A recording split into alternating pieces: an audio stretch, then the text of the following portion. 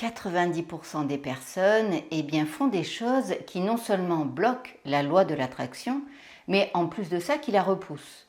Alors je te l'accorde, la plupart des gens ne savent pas qu'elles le font et donc c'est pas de leur faute, mais simplement elles s'empêchent d'accéder à cette abondance financière qui est là partout et que nous méritons tous en fait.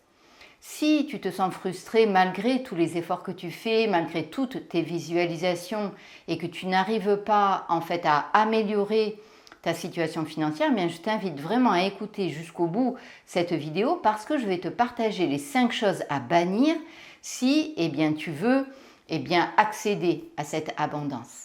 La première chose, les personnes qui s'attirent la pauvreté, ce qu'elles font avant de dormir, c'est qu'elles regardent des documentaires sur la pauvreté ou sur les luttes financières. L'attention et l'énergie que nous mettons sur certaines choses, ça les attire. Tout ce sur quoi tu poses ton énergie s'amplifie. Si tu regardes fréquemment des émissions ou des films centrés sur la pauvreté ou la lutte financière, en fait, tu focalises ton esprit sur des expériences négatives liées à l'argent. Et cela attire des expériences similaires dans ta propre vie. Ce qu'il faut comprendre, c'est que l'esprit humain, il a tendance à générer des réalités en accord avec ce sur quoi il se concentre le plus. Donc mon conseil, c'est de t'entourer de représentations positives d'abondance et de succès afin d'attirer la richesse plutôt que la pauvreté. La deuxième chose, c'est de ruminer des jalousies. L'envie ne te rend pas service. Plutôt que de te focaliser sur ce que les autres ont, réfléchis à ce que tu voudrais vraiment et à la manière d'y parvenir. Ruminer des jalousies et entretenir des sentiments d'envie, ça a clairement un impact ultra négatif sur l'esprit d'une personne. Et selon les principes même de la loi de l'attraction, ça repousse l'abondance. Lorsqu'on se focalise sur ce que les autres possèdent, on entretient une perspective de manque et de comparaison. Et ça conduit à un état d'esprit défaitiste et négatif. Cet état d'esprit, il influence nos actions et nos réactions. Et c'est ça qui nous empêche de voir et de saisir les opportunités qui attirent l'argent. Quand on est positif, on a un système interne qui s'appelle le système réticulo-activateur et c'est lui qui nous permet de voir les opportunités. Envier les autres, c'est le pire parce que ça envoie un message à l'univers qu'on se concentre sur le manque plutôt que sur l'abondance. Donc ça attire plus de manque. Mon conseil, c'est vraiment de cultiver la gratitude pour ce que tu as déjà et de te concentrer positivement sur tes propres objectifs et sur les moyens d'atteindre le succès personnel.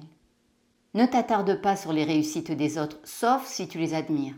N'envie pas les personnes à succès, mais inspire-toi d'elles. La troisième chose, c'est de penser à ses dettes ou au manque financier. Quand on pense constamment à ses dettes ou au manque d'argent, on est frustré.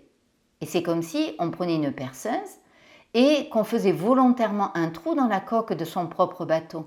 Chaque pensée anxieuse, vois-le comme un trou du bateau qui s'agrandit. Et l'eau qui entre va faire couler le bateau un peu plus. La loi de l'attraction, ça suit vraiment ce même principe. Focaliser son esprit sur le manque attire plus de manque, comme le trou attire l'eau dans le bateau. Donc quand on pense négativement à l'argent, ça engendre une spirale de pensées négatives ou d'inquiétude et ça alimente un état d'esprit de pénurie. C'est cette énergie que l'on met dans nos pensées et sentiments qui attire des circonstances similaires. Donc en s'attardant sur les problèmes financiers, on attire plus de problèmes au lieu de créer un chemin vers l'abondance. Donc mon conseil, c'est de recentrer ses pensées sur des actions positives. Imagine ta concentration, c'est comme un projecteur de cinéma. Chaque fois que tu la diriges sur des images de manque et de désarroi financier, tu fais de la visualisation extrêmement puissante puisque tu projettes ce film sur l'écran de ta réalité. Donc si tu reprogrammes ce projecteur pour illuminer des scénarios où c'est positif, où tu as des solutions, où tu as de la chance, le film de ta vie, tu vas voir, il va commencer à changer. Et progressivement, tu vas attirer cette abondance financière. Donc avec les hypnoses, par exemple, il s'agit de rediriger l'énergie que tu dépenses à t'inquiéter vers des actions qui construisent ton avenir. C'est comme cultiver un jardin. Au lieu d'arroser les mauvaises herbes de la peur, tu choisis de nourrir les plantes de la prospérité. La quatrième chose, c'est de prendre des décisions financières sans réflexion juste avant de dormir, de faire des achats compulsifs. Quand on prend des décisions financières sans réflexion avant de dormir, c'est comme semer des graines au hasard dans un jardin alors qu'il fait nuit. Sans la lumière du jour, on ne distingue pas les mauvaises herbes des fleurs et au lieu d'une récolte abondante, on se retrouve avec des mauvaises herbes de partout. Donc si on fait des achats juste avant de dormir, c'est souvent un piège parce que les conséquences sont négatives. La fatigue obscurcit le jugement et réduit la capacité d'analyse. Quand on est fatigué, on fait des choix qui sont impulsifs. Une baisse de la vigilance entraîne forcément des erreurs d'appréciation. En plus, quand on est fatigué, on est plus vulnérable aux émotions négatives. Tu n'as qu'à regarder un enfant, quand il est fatigué, il pleure. Et pour nous, c'est pareil, même si on ne s'en rend pas toujours compte. Mon conseil, c'est que si tu veux acheter quelque chose, attends le lendemain. Le problème, c'est qu'avec Internet, en un clic, on peut acheter plein de choses. Souvent, quand on est reposé, au contraire, on prend des bonnes décisions financières. Ton esprit peut évaluer les options avec discernement et tu choisis celle qui est le plus alignée avec tes objectifs à long terme.